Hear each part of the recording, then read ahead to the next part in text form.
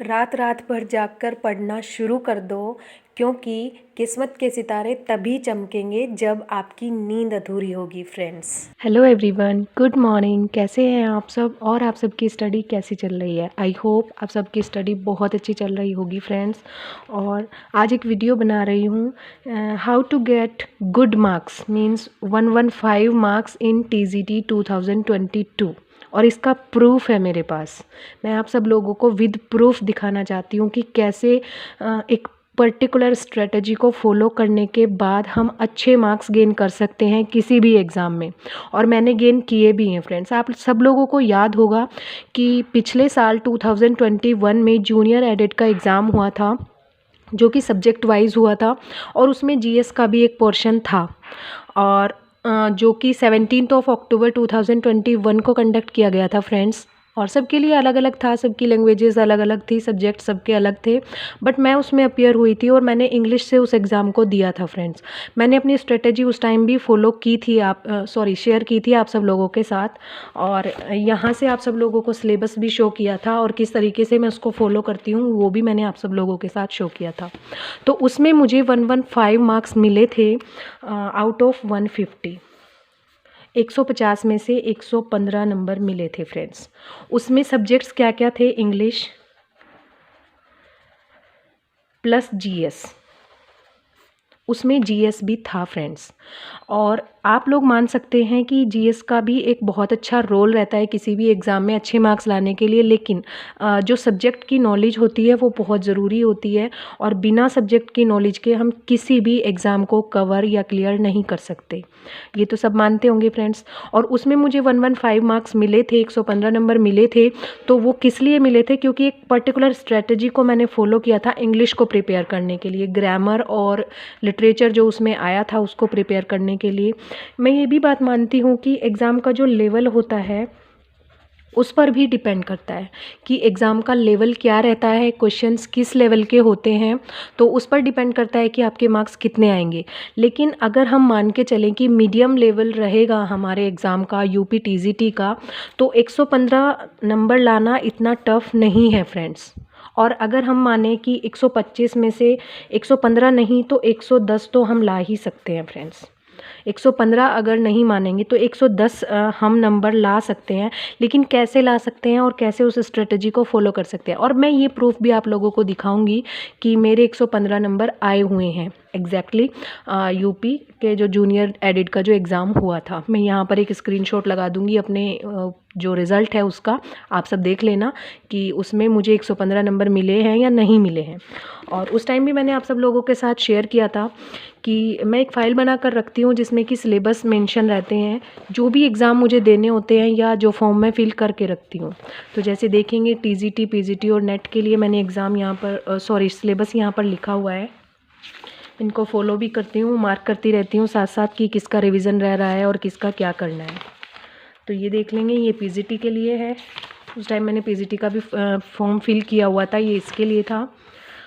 और ये नेट के लिए था। हालांकि मैंने नेट का फॉर्म फिल नहीं किया था, लेकिन सिलेबस नोट करके रखा था कि अगर मैं फिल करूँगी तो यहाँ से उसको फॉलो कर लूँगी। ये देखिए, उसके बाद जूनियर एडिट सुपर टेट, और उसका सिलेबस मैंने यहाँ पर नोट करके रखा था। और ये भी कि मतलब क्या क्या उसमें आएगा, कितना मुझे पढ़ना है और कितना मैंने पढ़ लिया है, उसको भी मैंने साथ साथ यहीं पर मार्क किया था फ्रेंड्स।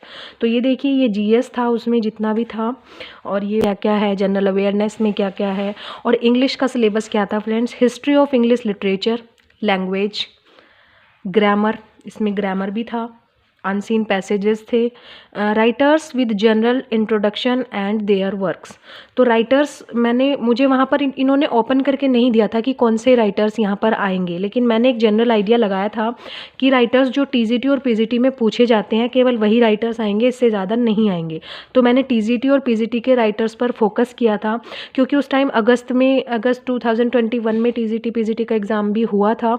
तो उस टाइम प्रिपरेशन थी TGT PGT के राइटर्स की, और उसी के साथ साथ मैंने फिर जूनियर एडिट के लिए भी उन्हीं राइटर्स को रिवाइज़ किया था और फॉलो किया था। तो ये राइटर्स मैंने उसमें उस टाइम पढ़े थे फ्रेंड्स, और ये उसका सिलेबस है, इसको फॉलो किया था। अब बात आती है कि हम किसी भी एग्ज़ाम में अच्छे मार्क्स लाने के लिए जो स्ट्रेटजी है उसको कैसे फॉलो कर सकते हैं। अब आप बार बार यही बोलेंगे कि आप स्ट्रेटजी बताते रहते हो लेकिन कभी स्टडी मटेरियल शेयर नहीं करते हो। फ्रेंड्स, मैंने स्ट्रेटजी बताने के बाद स्टडी मटेरियल भी शेयर करने की कोशिश की थी, बट वो ज़्यादा लोगों को अच्छा नहीं लगा। और फिर यही चीज़ रहती है कि नोट्स सब अपने तरीके से बनाते हैं, सबको सबके नोट्स समझ में नहीं आते हैं फ्रेंड्स, इसीलिए मैंने वो आइडिया क्विट कर दिया और अपने नोट्स वगैरह शेयर करना बंद कर दिया। तो मैं अब वो शेयर नहीं करूँगी। स्ट्रेटजी मैं इसलिए बताती हूँ, स्ट्रेटजी भी लोग अपने अकॉर्डिंग ही बनाते हैं। सबकी स्ट्रेटजी अपने अकॉर्डिंग होनी चाहिए कि उसकी कितनी कैपेसिटी है, वो दिन में कितने घंटे पढ़ सकते हैं, वो उसके अकॉर्डिंग अपनी स्ट्रेटजी बनाएं। लेकिन मैं अपनी स्ट्रेटजी इसलिए शेयर कर रही हूँ ताकि आप लोगों को कुछ थोड़ी सी हेल्प मिल सके, जिससे कि आप अपनी स्ट्रेटजी बना सके। मैं ये नहीं कहती कि आप एज़ इट इज़ उसको फॉलो कीजिए, लेकिन उसके कुछ पॉइंट्स होते हैं जिसको अगर स्टेप बाय स्टेप फॉलो किया जाए तो अपनी स्ट्रेटजी बनाना ईजी हो जाता है, या आप उसको भी फॉलो कर सकते हैं अगर आपको वो अच्छी लगती है तो स्ट्रेटजी जो स्टेप बाय स्टेप होती है उसमें जो सबसे पहला पॉइंट होता है फ्रेंड्स, वो क्या होता है? फर्स्ट पॉइंट होता है सिलेबस।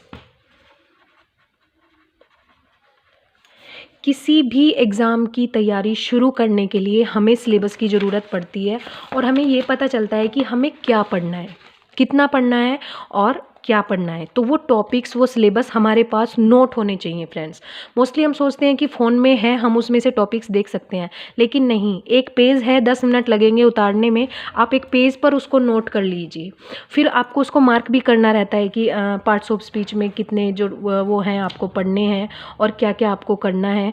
तो फ्रेंड्स, ये सब है, और आप इसको नोट कर लीजिए इस तरीके से जैसे मैंने किया हुआ है। सिलेबस आपने नोट कर लिया। दूसरी चीज़ क्या आती है? बुक्स। सिलेबस से हमें पता चलता है कि हमें क्या पढ़ना है, लेकिन बुक्स से हमें पता चलता है कि कितना पढ़ना है। ठीक है ना फ्रेंड्स?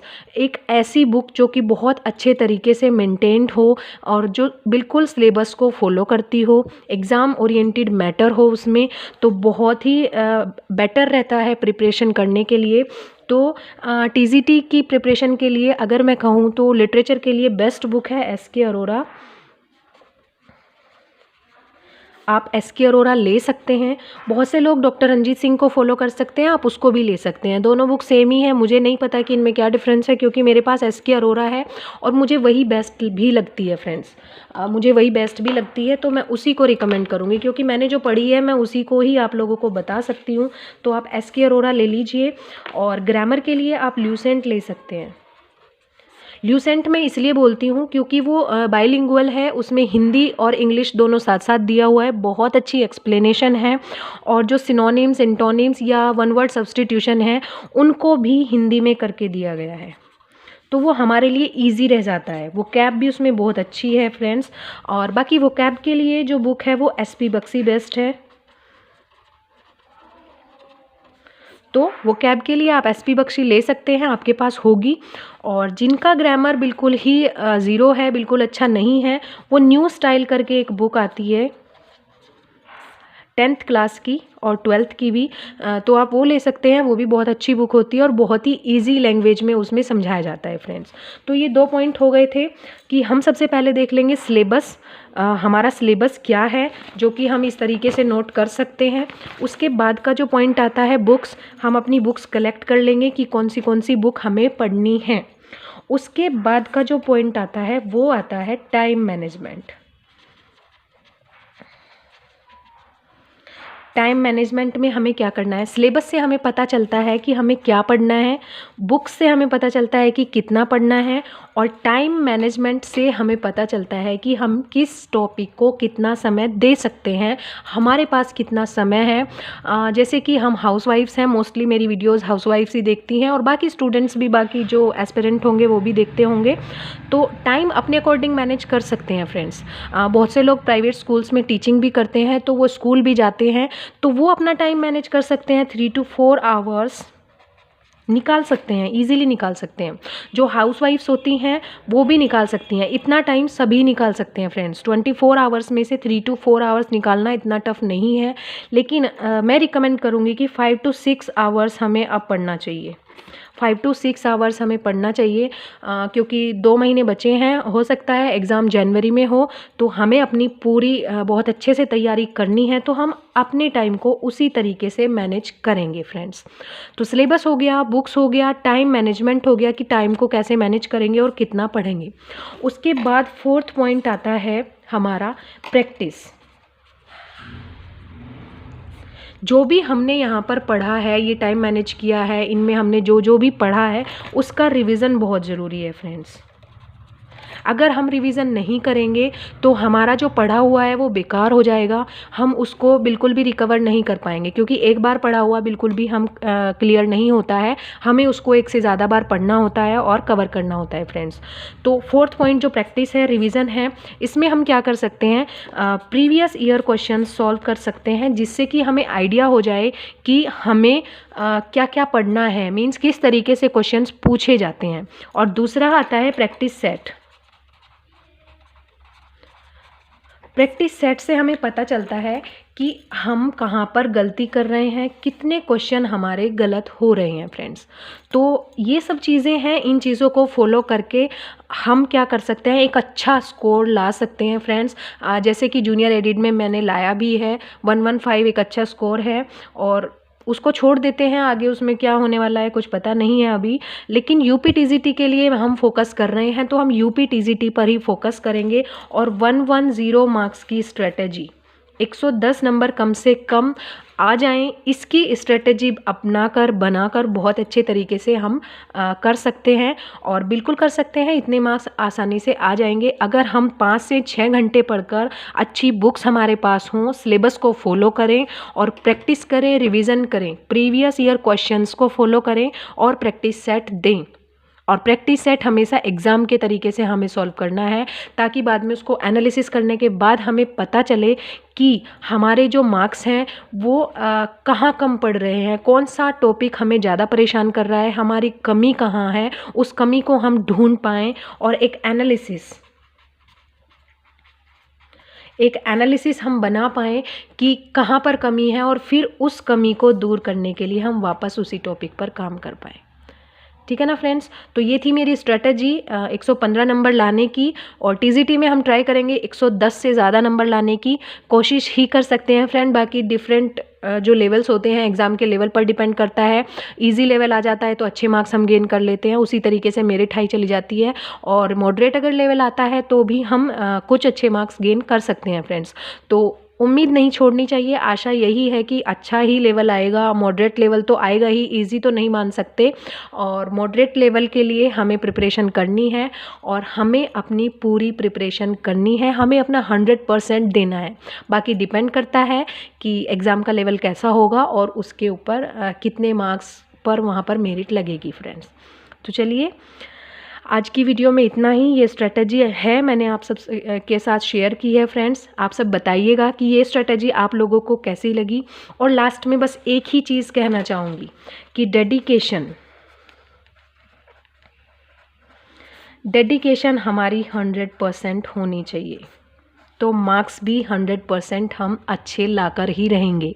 और डेडिकेशन अगर नहीं है तो ये सब कुछ जो मैंने शेयर किया बिल्कुल बेकार है, आप लोग इसको बिल्कुल भी फॉलो मत करना। डेडिकेशन अगर है, अगर आपको अच्छे मार्क्स लेकर आने हैं, 115 नहीं तो 110 अगर लेकर आने हैं, तो हमें डेडिकेटेड होना पड़ेगा। 5 से 6 घंटे हमें पढ़ना पड़ेगा, सिलेबस को फॉलो करेंगे और बाकी सब चीज़ें इसी तरीके से अगर फॉलो करेंगे तो अच्छे मार्क्स हम गेन कर सकते हैं फ्रेंड्स। तो चलिए, तब तक के लिए thank you so much and best of luck for your preparation friends. Strategy आप लोगों को कैसी लगी कमेंट्स में ज़रूर बताइएगा। Thank you.